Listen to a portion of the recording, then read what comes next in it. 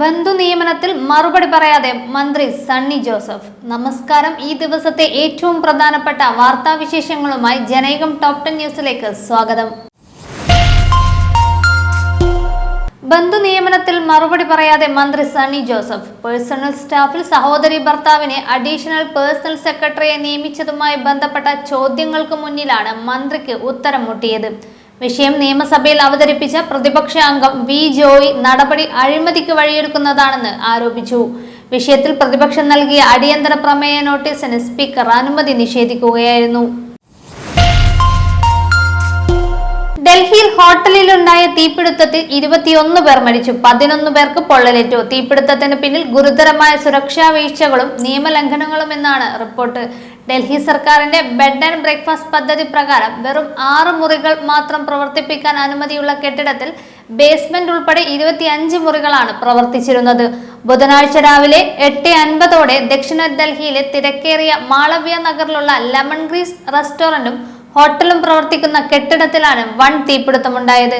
പ്രാഥമിക അന്വേഷണത്തിൽ ഷോർട്ട് സർക്യൂട്ടാണ് അപകടത്തിന് കാരണമെന്നാണ് നിഗമനം. രാഷ്ട്രീയ അനിശ്ചിതത്വങ്ങൾക്കും ഹൈക്കമാൻഡ് ചർച്ചകൾക്കുമൊടുവിൽ കർണാടക മുഖ്യമന്ത്രിയായി DK ശിവകുമാർ സത്യപ്രതിജ്ഞ ചെയ്ത് അധികാരമേറ്റു. ഉപമുഖ്യമന്ത്രിയെ G പരമേശ്വര സത്യപ്രതിജ്ഞ ചെയ്തു. ബംഗളൂരു രാജ്ഭവനിൽ നടന്ന ചടങ്ങിൽ ഗവർണർ താവർ ചന്ദ് ഗെഹ്ലോട്ട് DK ശിവകുമാറിന് സത്യവാചകം ചൊല്ലിക്കൊടുത്തു. ഇന്ത്യൻ ഭരണഘടനയുടെ ചെറുപതിപ്പ് കയ്യിലേന്തിയാണ് സത്യപ്രതിജ്ഞ ചെയ്തത്. മുഖ്യമന്ത്രി സ്ഥാനത്തെ ചൊല്ലി സിദ്ധരാമയ്യയും DK ശിവകുമാറും തമ്മിൽ നിലനിന്നിരുന്ന കടുത്ത തർക്കങ്ങൾക്കൊടുവിലാണ് പാർട്ടി നേതൃത്വത്തിന്റെ അനുനയ നീക്കങ്ങൾക്ക് വഴങ്ങി സിദ്ധരാമയ്യ സ്ഥാനം ഒഴിഞ്ഞത്.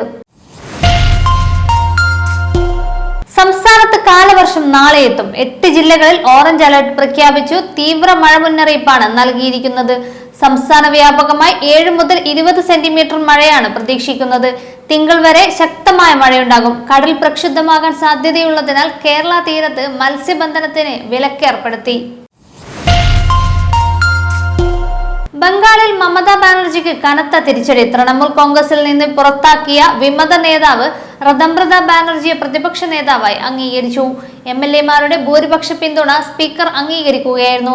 53 MLA-മാരുടെ പിന്തുണയായിരുന്നു പ്രതിപക്ഷ നേതൃസ്ഥാനത്തേക്ക് വേണ്ടിയിരുന്നത്. അതേസമയം സംസ്ഥാനത്തെ എല്ലാ കമ്മിറ്റികളും പിരിച്ചുവിട്ടതായി തൃണമൂൽ നേതൃത്വം വാർത്താക്കുറിപ്പിലൂടെ അറിയിച്ചു. പോഷക സംഘടനകളടക്കം എല്ലാ കമ്മിറ്റികളും പിരിച്ചുവിട്ടതായി നേതൃത്വം വ്യക്തമാക്കി. വിശദമായ വിലയിരുത്തലുകൾക്ക് ശേഷം പുനഃസംഘടനയുണ്ടാകുമെന്നും അറിയിച്ചു.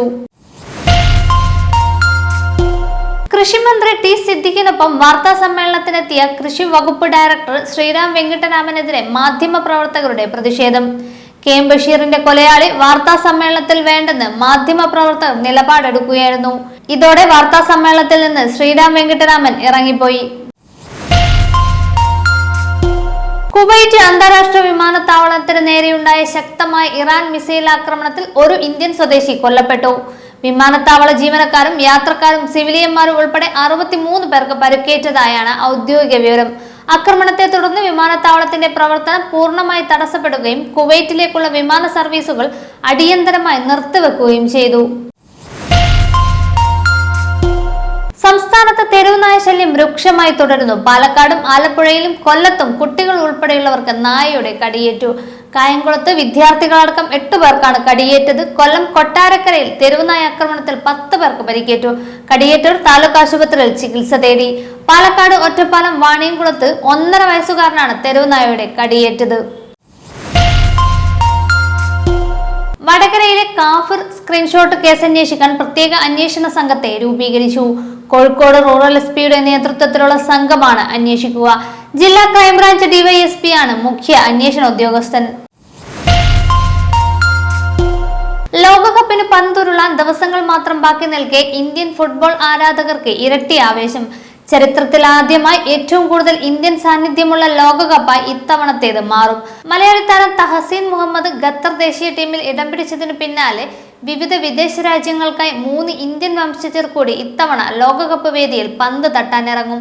പഞ്ചാബി സ്വദേശിയായ സർപ്രീത് സിംഗ് ന്യൂസിലാൻഡ് ടീമിനെ പ്രതിനിധീകരിക്കുമ്പോൾ കോങ്കോക്കായി തമിഴ് കുടുംബത്തിൽ നിന്നുള്ള സാമുവൽ മുത്തുസ്വാമി ബൂട്ടണിയും. തമിഴ് വേരുകളുള്ള വിങ്ങർ നിഷാൻ വേലുപ്പിള്ള ഓസ്ട്രേലിയൻ ടീമിനു വേണ്ടിയും കളിക്കും.